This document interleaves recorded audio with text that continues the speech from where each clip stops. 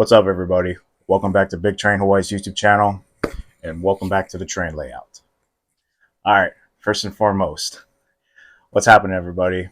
This is me putting myself in front of the camera for once. Normally, I like to be behind the camera narrating to you guys what's going to happen and be foretold in my videos. This time around, I wanted to put myself in front of the camera so I can tell you guys some very exciting stuff that I have coming for not only my train layout, but for some future stuff that is coming to this channel. All right, so first and foremost, this is a layout update video. I'm going to be talking about uh, some little stuff that has been done to the layout in the last few months. Well, since my last layout update video. I've been pretty busy, not only with life in general, but I've been enjoying doing other stuff outside of the train layout that has kind of kept me busy from March all the way until now. I've been playing a lot of golf. I recently been going back to the gym.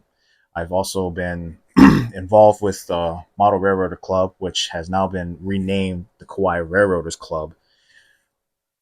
That has given me the opportunity to not only share my hobby with other people, but they are also involved with the local museum down here that actually owns a few historic steam locomotives from the plantation. One of the steam locomotives recently celebrated its 100th birthday, and it got me all jazzed up because they haven't ran a steam train in a long time, and this was appropriate.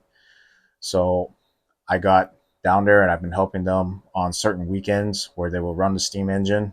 I've been playing a conductor, a station master, and until fairly recently, I got invited to operate it in the cab, but I want to train myself as a fireman first before I learn how to drive it.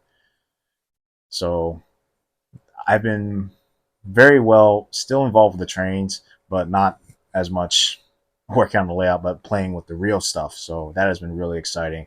I have a video about that in the future, so that'll be out very shortly after this one. Crossing my fingers, hopefully. But anyways, let's get into this layout update. There really hasn't been much done on the layout as far as scenery and stuff. But what has been done is that I now have a operational yard where I can store my steam locomotives, my diesel locomotives, and freight cars, and being able to perform switching maneuvers. The other thing is I got myself a passing siding as well, which will allow me to store one train here, and then I'll be able to run another train on the main line. And then when I'm tired of this train running on the main line, I can switch it out for this one and the passing siding to run around the whole layout, and then vice versa. The other thing that I want to talk about is collection update. I want to show you guys there are some new items that have recently arrived on the layout, as well as some items that have been kind of stored away since I tore down the old 8x12 layout a long time ago. So you'll be seeing a few of those engines make an appearance in this video. So that's pretty much it as far as what I got for this update. But then I also want to kind of discuss about future plans that I have coming for this channel, as well as for my Instagram page. So hopefully I'll keep this video very short and to the point. So I hope you guys enjoyed this video. So let's get into it. Alrighty, so as we do a little pan here of the layout, we don't really see that much that has been done. However, what work has been done is mostly on that back part of the layout where we have my freight yard as well as my passing siding. This 5-track yard gives me the opportunity to perform switching maneuvers on my layout, which is something that I couldn't do on my previous layout. Previous layout had 1 siding. This layout has 5. I'm able to do my switching maneuvers as well as being able to access this little siding over here where an industry is going to be placed in the future. In the yard area, there are 5 tracks. Track 1 is the main passing siding to access the yard. Tracks 2 and 3 are going to be for storage. Track 4 is the switching lead, but it's also the track to access siding number 5, which is going to serve a small industry that I have planned. The switches are Atlas 072 switches in both right and left configurations. All these switches originally came from my good friend Jay's 2-rail, who was converting his 3-rail layout over to 2-rail. Jay was also helpful with locating some 072, 054 curve switches in both right-hand and left-hand configurations. For the passing sighting, I used an 072, 054 curve switch in the right-hand configuration and also a custom cut 072 piece to take up the gap for the switch.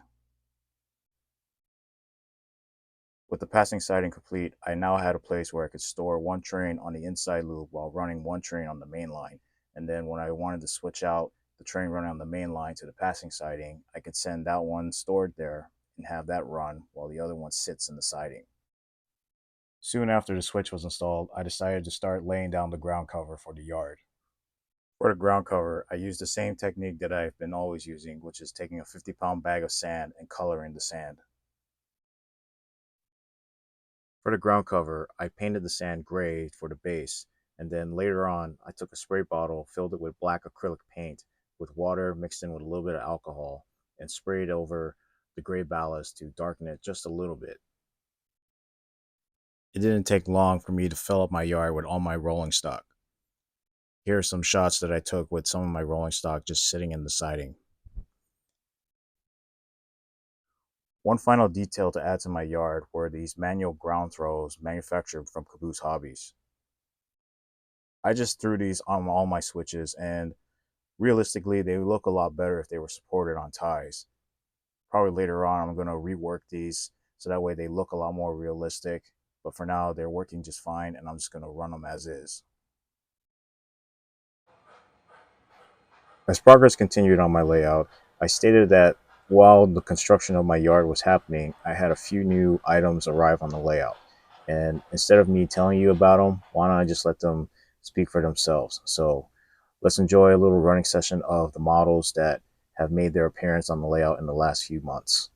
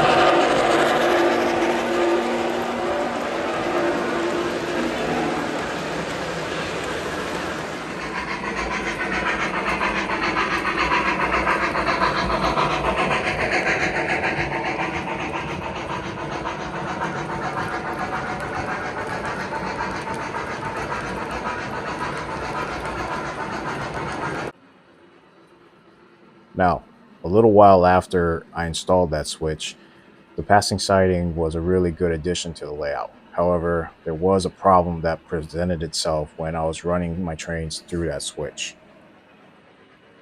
What would happen is that I would be succumbed to a problem known as the dead rail. What was happening was that my trains was losing contact with the third rail because of the giant gap in between the point exiting the switch and then the point entering the switch. So all my trains would lose contact and their pickup rolls would drop in between the rails and all electrical contact would be lost. Also, I wanted my articulators to have more access to the yard as well as being able to use the passing siding. So what I decided to do was to take this switch out and replace it with a number 5 switch.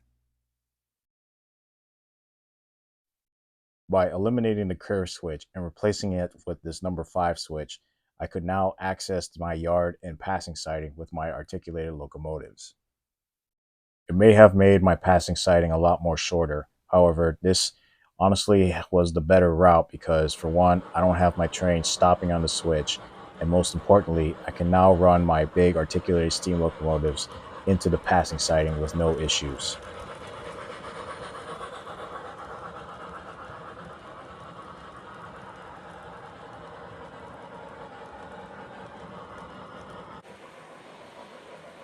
After resolving that issue with my curve switch and replacing it with that number 5 switch, everything was all good and I could now do what I wanted to do, which was to play in the switch yard and run trains at the same time.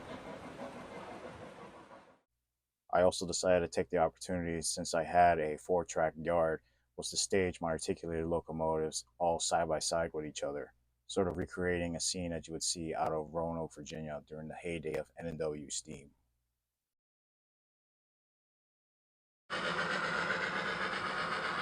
Well, that about wraps up the layout update. However, I do want to talk about what do I have planned for the future.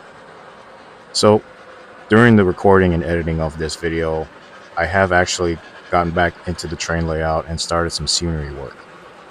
I'm really excited about what I have planned for this new area that I'm working on, and hopefully I'll be able to get it done by the end of this year, but we'll see.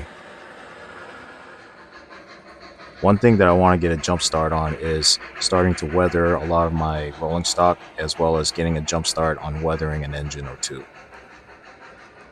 This has been something that has been a long time coming, and now since I have all the pieces that I need to start weathering, I can try to get a feel for it and see how well it goes, because every weathering is going to be a lot different than everyone else's. I'm going to look to a few people for inspiration, and hopefully with a few tips and tricks, I'll be able to pull off a real nice weathering job on a lot of my locomotives and rolling stock.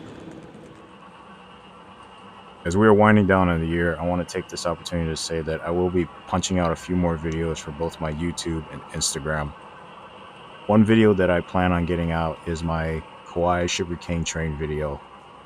That, I think, will be a fun video for you guys because it will showcase a running steam locomotive on my channel.